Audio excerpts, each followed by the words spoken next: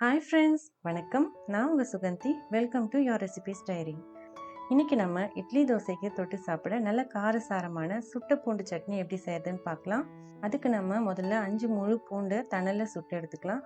உங்ககிட்ட ரொட்டி கிரில் இருந்தால் அதை நீங்கள் பயன்படுத்தலாம். அப்படி இல்லைன்னா இந்த மாதிரி எண்ணெயில் தேவி எடுக்கிற கரண்டியில் எல்லா பக்கமும் இந்த மாதிரி கருப்பாக ஈவனாக பூண்டு சுட்டதுக்கப்புறம் ஸ்டவ் ஆஃப் பண்ணிவிட்டு இந்த பூண்டை அப்படியே ஒரு பிளேட்டுக்கு மாற்றி ஆற விட்டுடலாம். இப்போ ஸ்டவ்வில் ஒரு பேன் வச்சு சூடுபடுத்திடுங்க. 2 டேபிள் ஸ்பூன் தனியா, 2 டேபிள் ஸ்பூன் சோம்பு, 2 டேபிள் ஸ்பூன் சீரகம், 2 டேபிள் ஸ்பூன் கடுகு சேர்த்துக்கலாம். நம்ம சேர்த்த இந்த ஸ்பைசஸ்லேருந்து பச்சை வாசனை போய் நல்ல ஒரு மணம் வர வரைக்கும் ஒரு 3-4 நிமிஷம் நல்லா இதை வறுத்து விட்டுக்கலாம். இப்போ இந்த ஸ்பைசஸ் எல்லாமே நல்லா வறுபட்டுடுச்சு. இப்போ நம்ம இதில் 30 வரமிளகாய் சேர்த்துக்கலாம். மிளகாய் நல்லா புஷ்ஷுன்னு கிறிஸ்பாகிற வரைக்கும் நல்லா இதை வறுத்து விட்டுக்கலாம். மிளகாய் நல்லா வறுபட்டதும் ஸ்டவ் ஆஃப் பண்ணிவிட்டு இதை அப்படியே நல்லா ஆற விட்டுடலாம். நம்ம ஏற்கனவே தணலில் சுட்டு எடுத்த பூண்டு சூடு நல்லா ஆறுனதுக்கப்புறமா இந்த பூண்டுலேருந்து தோலை எடுத்துகிட்டு பூண்டு பால் மட்டும் தனியாக எடுத்து வச்சிடலாம். நான் எல்லா பூண்டு பால்லையும் இந்த மாதிரி தனியாக தோல் உரித்து வச்சுருக்கேன்.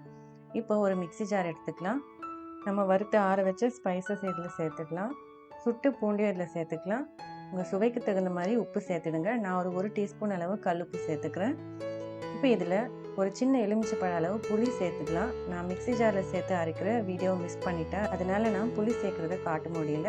நீங்கள் ஒரு சின்ன எலுமிச்சைப்பழ அளவு புளி சேர்த்துக்கிட்டிங்கன்னா தான் நம்ம சேர்த்துருக்கிற காரத்துக்கும் அந்த புளிக்கும் சரியாக இருக்கும். தேவையான அளவு தண்ணி, அதாவது ஒரு டீஸ்பூன் 2 டீஸ்பூன் அந்த மாதிரி அரைக்க தேவையான அளவு மட்டும் தண்ணி சேர்த்து ஒரு கொரப்பான பேஸ்ட்டாக அரைச்சி எடுத்துடுங்க. இப்போ ஸ்டவ்வில் ஒரு பேன் வச்சு சூடுபடுத்திடலாம். இதில் 4 டேபிள் ஸ்பூன் எண்ணெய் சேர்த்துடுங்க. எண்ணெய் நல்லா சூடானதும் 1 டீஸ்பூன் கடுகு, 1/2 டீஸ்பூன் உளுத்தம்பருப்பு சேர்த்துக்கலாம். கடுகு நல்லா புரிஞ்சு உளுத்தம்பருப்பு சிவந்து வந்ததும் நம்ம அரைச்ச சட்னி இதில் சேர்த்துடலாம். தண்ணி நிறைய சேர்த்து அரைச்சிங்கன்னா அதிக நேரம் எண்ணெயில் வதக்குற மாதிரி இருக்கும். அதனால தேவையான அளவு மட்டும் தண்ணி சேர்த்து இந்த மாதிரி திக்கான பேஸ்ட்டாக அரைச்சிடுங்க. இதை நல்லா கலந்து விட்டுக்கலாம். சுற்றி நல்லா எண்ணெய் பிரிஞ்சு வர வரைக்கும் ஒரு 3-4 நிமிஷம் நல்லா எண்ணெயிலேயே வதக்கி விடுங்க. பாருங்கள், சுற்றி இந்த மாதிரி நல்லா எண்ணெய் பிரிஞ்சு வந்ததும் ஸ்டவ் ஆஃப் பண்ணிடலாம். இதில் கடைசியாக ஒரு பாதி எலுமிச்சைப்பழம் ஜூஸ் பிழிஞ்சு சேர்த்துடலாம். நல்லா இதை ஒரு முறை கலந்து விட்டுக்கலாம். அவ்வளோதாங்க, நல்ல சுவையான காரசாரமான சுட்ட பூண்டு சட்னி தயாராகிடுச்சு. இட்லி தோசைக்கு தொட்டு சாப்பிட ரொம்ப சுவையாக இருக்கும்.